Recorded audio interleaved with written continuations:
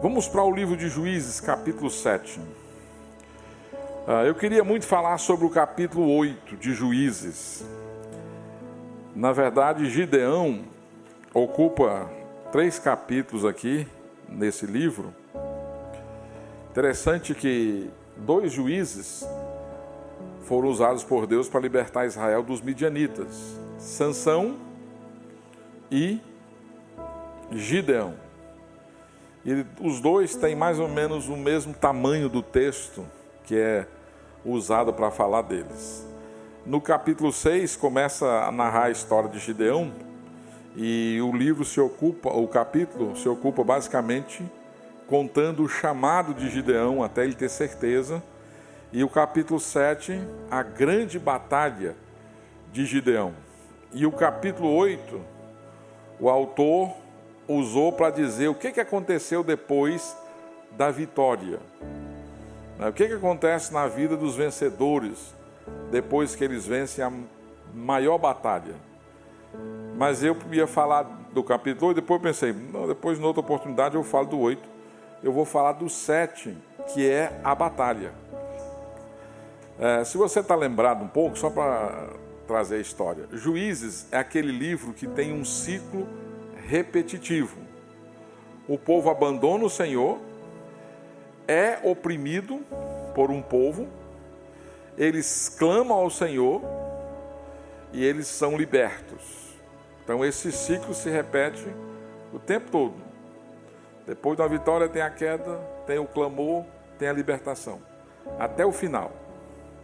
E o 7 diz assim: então, 7:1, Jerubbaal, que é o nome de Gideão, Baal diz muita coisa, né?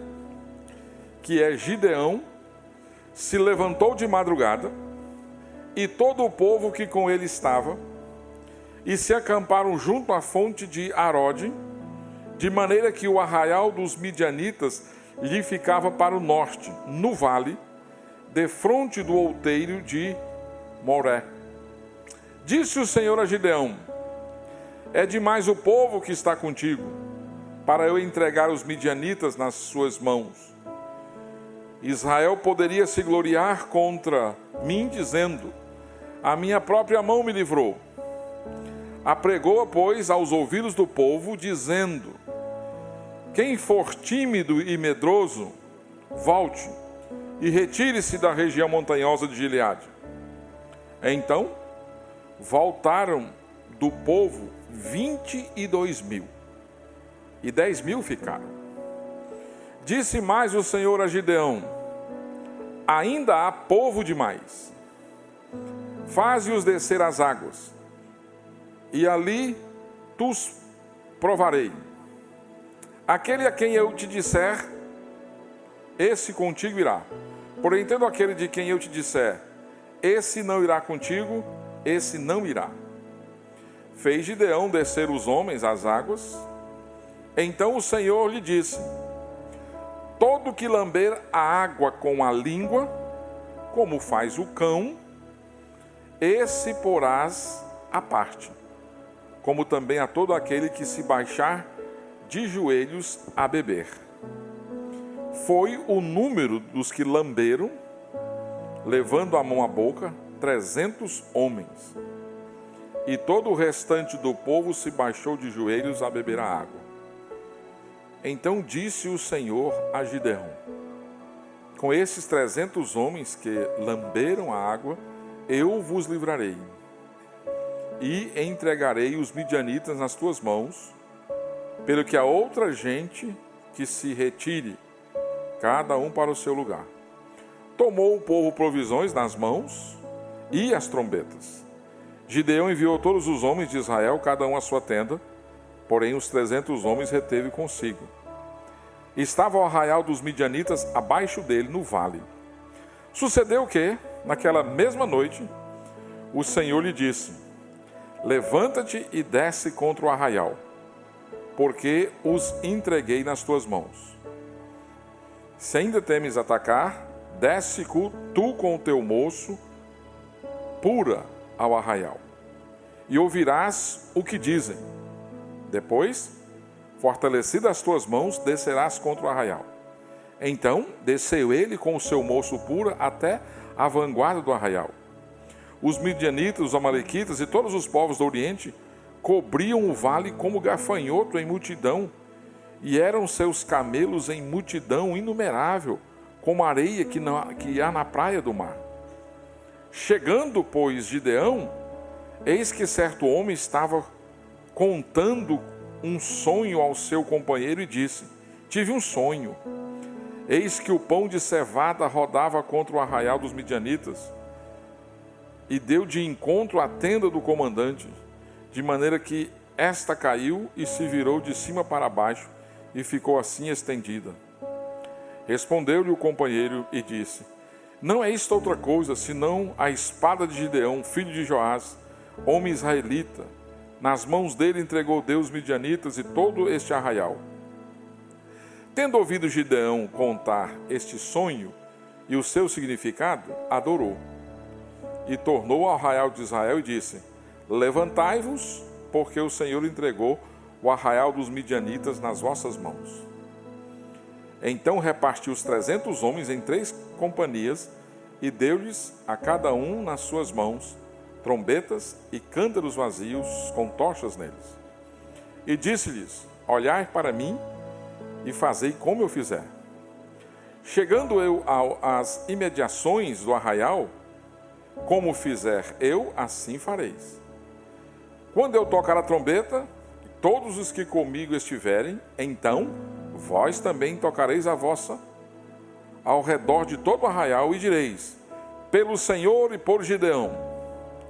Chegou, pois, Gideão e os 100 homens que com ele iam às mediações do arraial, ao príncipe da vigília média, havendo-se pouco tempo antes trocado as guardas, e trocaram as trombetas, e quebraram os cântaros que traziam nas mãos. Assim, tocaram as 3 companhias as trombetas, e despedaçaram os cântaros, e seguravam na mão esquerda as tochas, e na mão direita as trombetas que tocavam. E exclamaram: espada pelo Senhor e por Gideão. E permaneceu cada um no seu lugar ao redor do arraial, que todo deitou a correr, e a gritar, e a fugir. Ao soar das 300 trombetas, o Senhor tornou a espada de um contra o outro, e isso em todo o arraial que fugia, como de Zererá até Bet-sita, até o limite de Abel-meolá, acima de Tabate. Então, os homens de Israel, de Naftali e de Asser e de todo Manassés foram convocados e perseguiram os midianitas. Gideão enviou mensageiros a todas as montanhas de Efraim, dizendo: descei de encontro aos midianitas e impedi-lhes a passagem pelas águas do Jordão até Bet-bara. Convocados, pois, todos os homens de Efraim, cortaram-lhes passagem pelo Jordão até Bet-bara e prenderam a 2 príncipes dos midianitas, Oreb e Zibe, mataram Oreb na penha de Oreb e Zibe mataram no lagar de Zibe. Perseguiram os midianitas e trouxeram a cabeça de Oreb e de Zibe e Gideão da além do Jordão.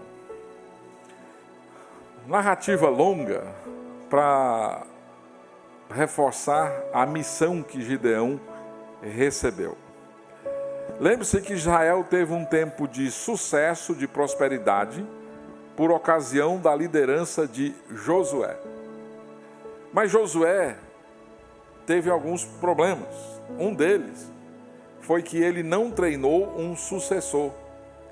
É interessante que Moisés, quando você está lendo o livro de Êxodo, tem um rapaz chamado Oséias, que é Josué, acompanhando Moisés. Quando Moisés vai na presença do Senhor buscar receber as tábuas, Oséias estava junto. Então ele foi treinado e ele era um general de Moisés. E a sucessão parece ter sido natural. No caso de Josué, não teve essa preocupação. Ele se ocupou em conquistar a terra, em estabelecer as tribos nos seus devidos lugares, Uma vez feito isso, concluiu-se o ministério e Josué faleceu. E o livro de Juízes tem um intervalo ali, aproximadamente de 400 anos, 300 anos. O autor do livro de Juízes começa dizendo que, olha, Josué morreu, não tem um líder e cada um vive como quer, cada um faz o que quer. E gerou em Israel um caos. Faltou liderança, faltou direção, e aí tem vários problemas ali naquela história. E aí então Deus levanta juízes para fazer o trabalho de libertação quando o povo queria. Nesse momento, os midianistas, vizinhos dos israelitas, né, estavam oprimindo o povo já por 7 anos. E cada ano eles subiam até Israel em busca de pagamento de impostos. Então ele tomava os produtos do campo, os animais dos hebreus. Então todo ano acontecia a mesma coisa.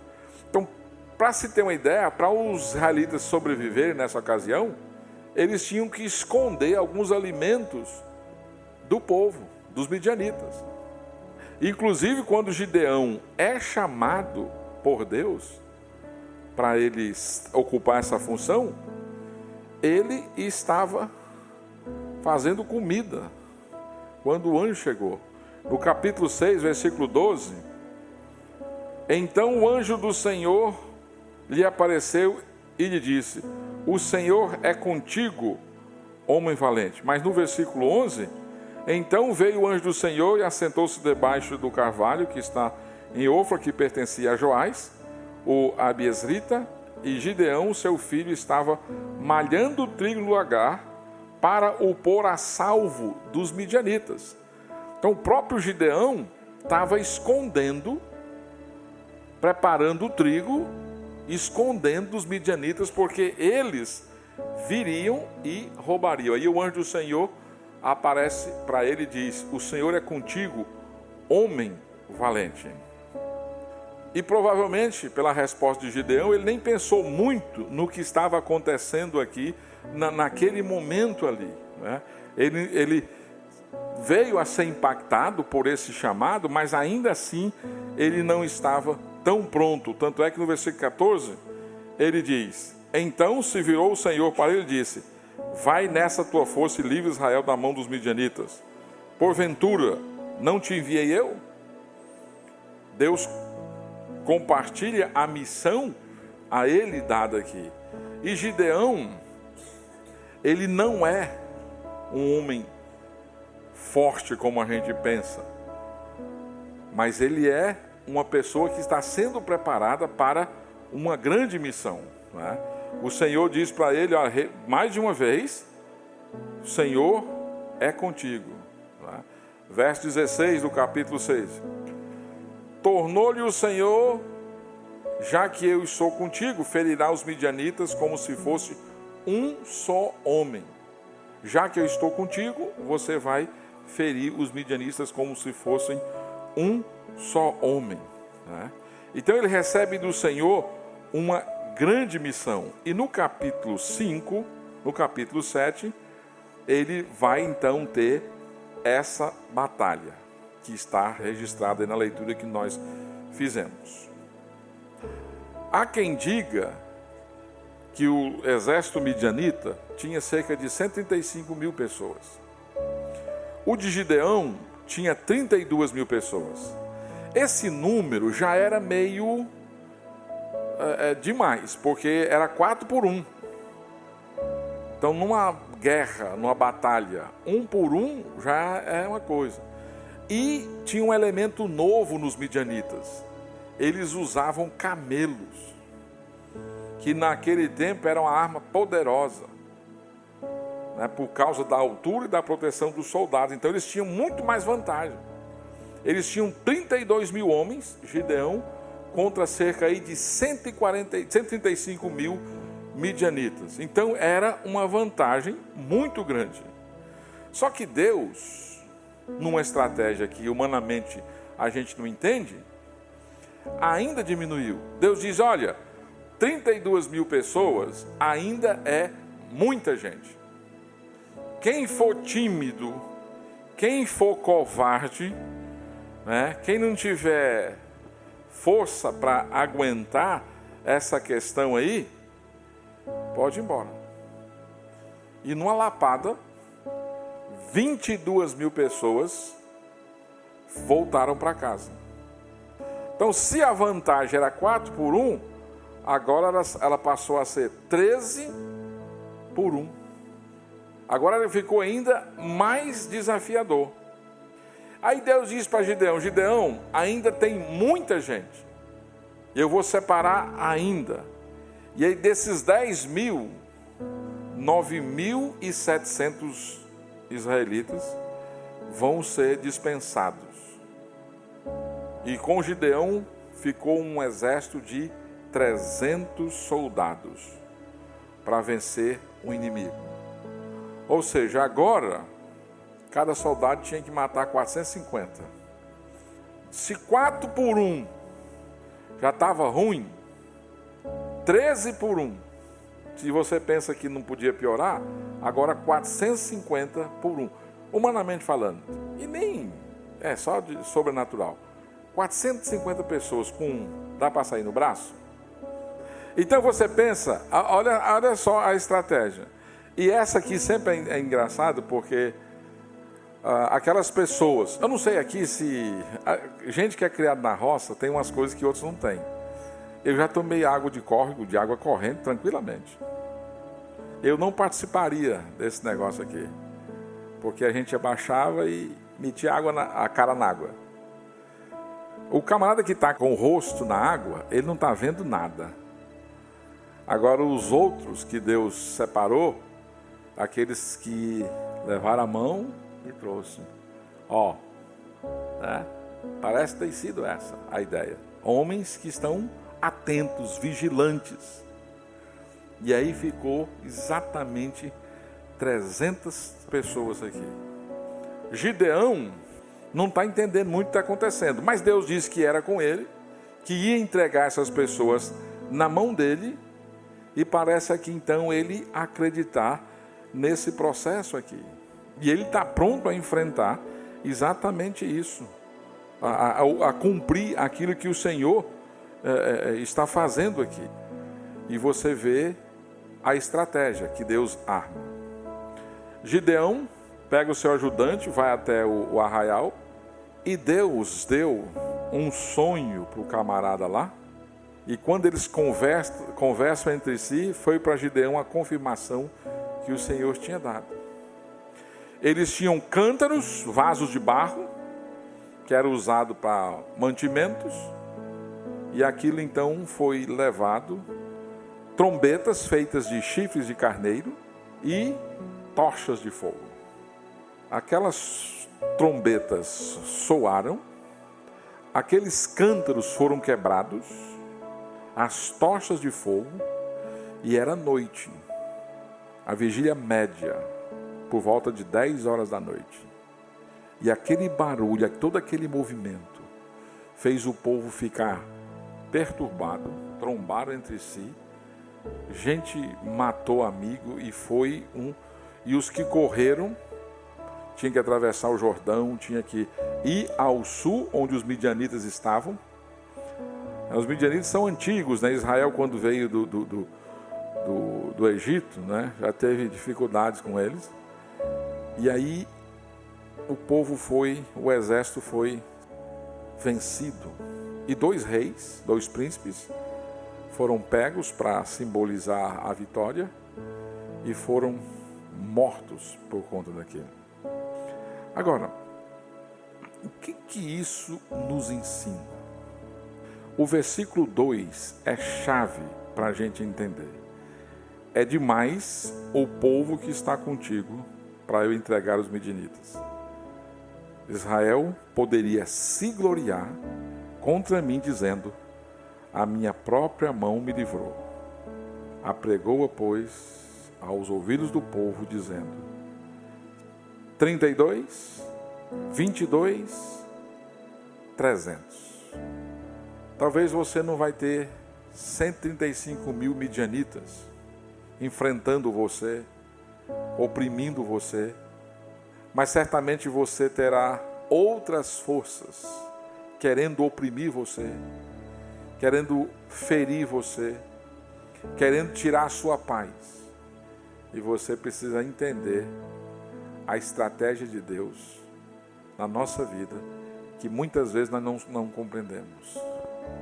A lição é: Deus muitas vezes nos enfraquece. Às vezes a gente pensa que a gente errou numa decisão.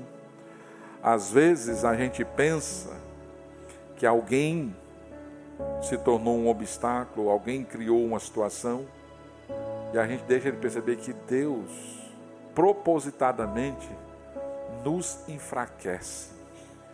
Tira o controle da nossa mão das circunstâncias, tira o controle da nossa mão, muitas vezes, da nossa própria vida, e a gente fica se sentindo meio isolado, meio solitário, meio abandonado muitas vezes, e a gente não entende por quê. Deus às vezes nos enfraquece. Por quê?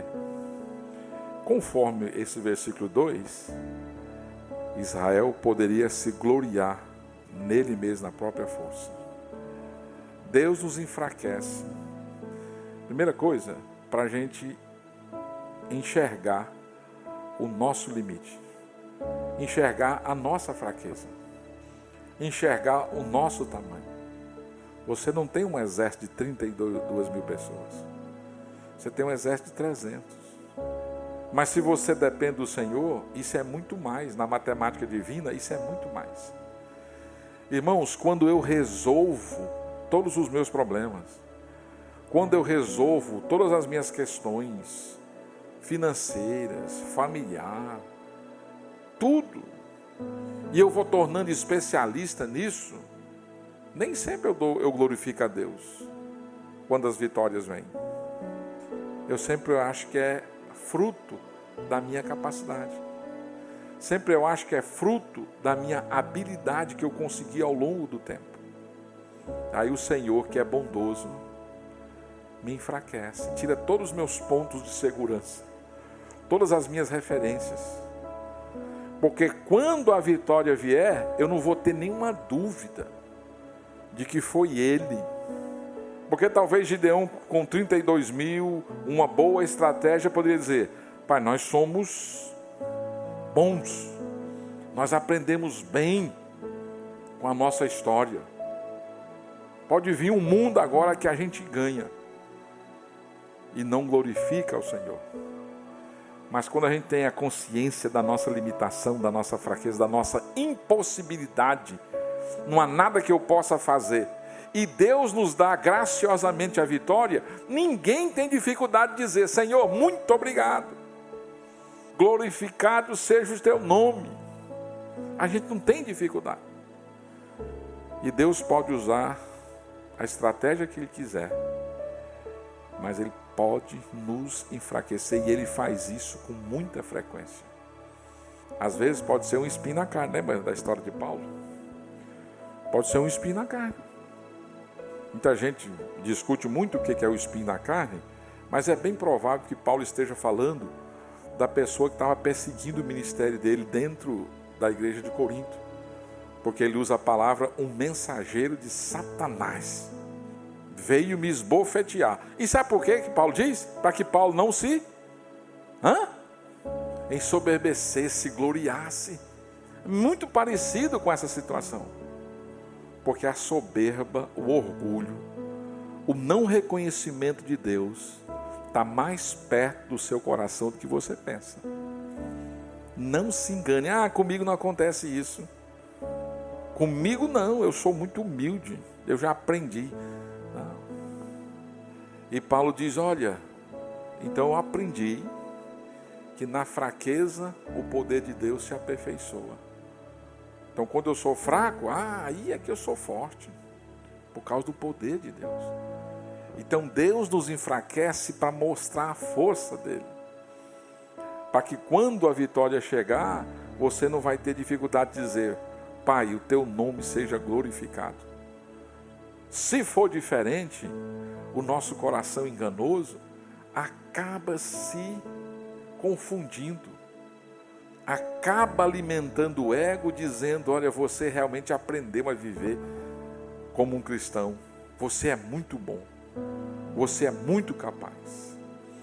Quando a gente está confiando muito no dinheiro da gente, quando a gente está confiando muito, né, na família da gente, quando a gente está confiando muito na saúde da gente, nos amigos que a gente tem, no aprendizado que a gente construiu ao longo do tempo, daqui a pouco essas coisas minam e a gente está lá fragilizado. Mas Deus faz isso não é para humilhar. Deus quer nos guardar de cometermos um grande pecado: roubar a glória de Deus. O profeta Isaías diz, o Senhor diz, que Ele é glorioso e a minha glória não divido com ninguém. A glória é exclusiva do Senhor.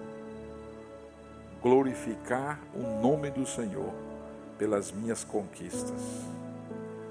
E quando a gente é enfraquecido, a gente não duvida. Quando a gente olha para o céu e diz: Senhor, tem misericórdia de mim, que eu não sei para onde ir. Mas quando eu sei para onde ir, eu vou indo, eu vou caminhando. Mas daqui a pouco as portas vão se fechando, E aí, você se encontra sozinho com o Senhor. E você se dobra em oração, se dobra em misericórdia. E quando o Senhor, graciosamente, concede a você a conquista que você buscava, você não vai ter dificuldade. Senhor, muito obrigado. Não foi por mim. A gente gosta de ser reconhecido, de ser exaltado, de ser os nossos pontos fortes de serem focados. É muito interessante isso, como a gente supervaloriza a força humana.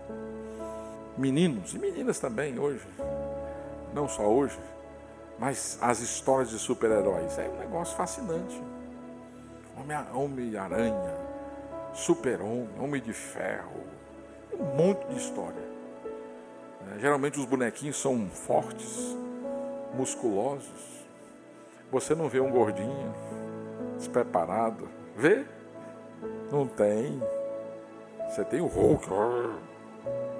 Você não vê um magrinho, um palito, sendo herói. Não, é só gente forte. E a gente ama exaltar a força humana. E aí a gente conhece o Senhor Jesus e a gente tem dificuldade de reconhecer as fraquezas. A gente tem dificuldade de falar dos nossos pecados, falar dos nossos limites, dos nossos fracassos, dos nossos medos. Porque a gente gosta que o nosso ego seja massageado, erguido, levantado. E aí às vezes Papai do Céu vai tirando, enfraquecendo, para que você clame, confie, e quando a vitória chegar você diz: Senhor, muito obrigado. Se não fosse o Senhor, nada teria acontecido. E você fica bem com isso, você não fica mal. Mas basta, você começa a ganhar aí 1, 2, 3, 4, 5 vitórias no topo aí, você está por cima. Sapato alto, peito para frente, olhar altivo. Minha amiga, é difícil você parar para pensar: é o Senhor mesmo ou sou eu? Aí às vezes Deus precisa nos enfraquecer. E Deus às vezes nos enfraquece. Para quando a vitória chegar, você reconheça a graça, exalte a pessoa de Deus. Glorifique o nome do Senhor sem nenhuma dificuldade. Deus às vezes nos enfraquece para o nosso bem e para a glória dele. Não tenha medo. Na fraqueza você conhece o poder de Deus. A sua força briga com o poder de Deus. E em muitos casos aniquila o poder de Deus na sua vida, a sua força. Quando você é fraco, aí é que você é forte. Porque o poder de Deus se aperfeiçoa na sua fraqueza. Tenha vergonha das suas fraquezas. Não tenha vergonha das suas limitações. E nós somos quem? Nós sabemos que somos fracos. A gente tenta disfarçar. A gente tenta se maquiar, esconder. Nós somos fracos. Não tenha medo do enfraquecimento que venha do alto. Porque quando você é fraco, é aí que você é forte. Porque o poder de Deus se aperfeiçoa na sua fraqueza. Gideão viu isso. Ele não teve dúvidas. Não tem nem perigo. E o Senhor disse mais de uma vez, no capítulo 6, e 7 também, eu vou entregar eles para vocês. Eu vou entregar. Eu vou entregar. Eu vou entregar. Mas Deus disse, com essa multidão de gente, Deus conhecia o coração deles. É muita gente, depois vocês não vão dar o devido crédito a mim.